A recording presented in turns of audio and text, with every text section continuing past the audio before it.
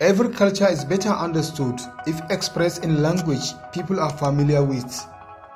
Understanding this, today's literature writers are beginning to change style, write in local language to appeal to their readers.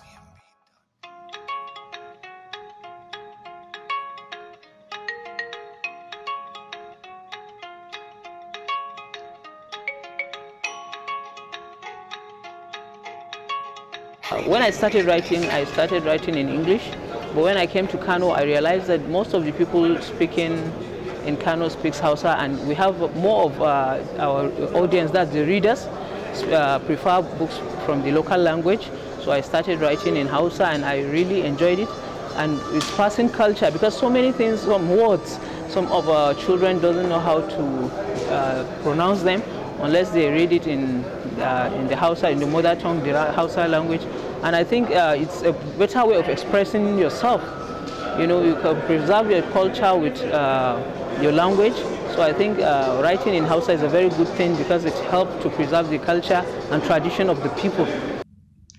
The program, organized by Legacy Tradition today, brought together writers to brainstorm and produce wonderful works that will project indigenous culture. We all came together, first of all, because we saw the writings from Kano spurred our interest to come to Kano. And so we really realized at the end of the day, the writers are key. It's what is being written about Kano that people will read, that will make them want to come. At the same time, there's a lot of creative plans all year. There'll be a cultural film festival. There'll be a stage production on Emi Ado Bayeru's life. Several things all involve creativity, script writing. The writers are key. So the writers are going to be a part of the program some way, somehow, all year. But at the same time, even in promoting this and presenting Kano to the rest of Nigeria, Africa, and the world for this Renaissance engagement, the writers are vital. Writers are therefore urged to present beautiful Hausa and Kano culture to the rest of Nigeria, Africa, and the world through their writings. We believe that, the Kano ecosystem is beautiful. In terms of culture, it's deep, you can't explain it. So we are looking to the writers, especially in this whole year of the Renaissance project, to whet the appetite for Nigeria, Africa, and the world to come to Kano, to experience Kano in writing, in poetry, in music, and even with a lot of activities set up, the play on Emi Ado Bayeru's life that's coming up, the cultural film festival. Everything is really a creative journey, and it wouldn't be possible if the writers and creatives are not involved in the process. So that's the key.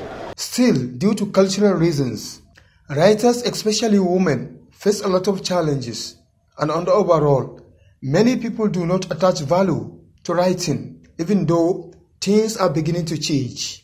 You know, there are so many things that our culture and tradition tries to stop us from achieving. They think that if you are being a writer, it's not every family that will agree and let a woman become a writer. They'll think that what's writing, it's writing a profession, but gradually now things have changed. Even though I didn't find any much challenge, because my husband is supportive, my family, my parents support me, but I know so many women out there, they have something to say, they have stories to tell, but they were not given the chance and they were not opportuned to be where I am. So I think there are challenges, but thank God with dedication, we can be able to overcome this challenge. The choice of Kano as a case study of Hausa city-state to showcase culture is not by accident. Kano is a thriving ecosystem of different culture, many festivals, and so this is what we're looking at here. We say come to Kano for gold, to buy gold, come to Kano for culture, come to Kano for amazing food, come to Kano for Kannywood, come to Kano really for anything. So all roads lead to Kano. We've come a very long way, and the Emirate Council is exceedingly interested and excited about this kind of event that not only demonstrate our rich history and culture, but also bring young people through written words to to take our culture and our tradition to the next level into the 22nd century.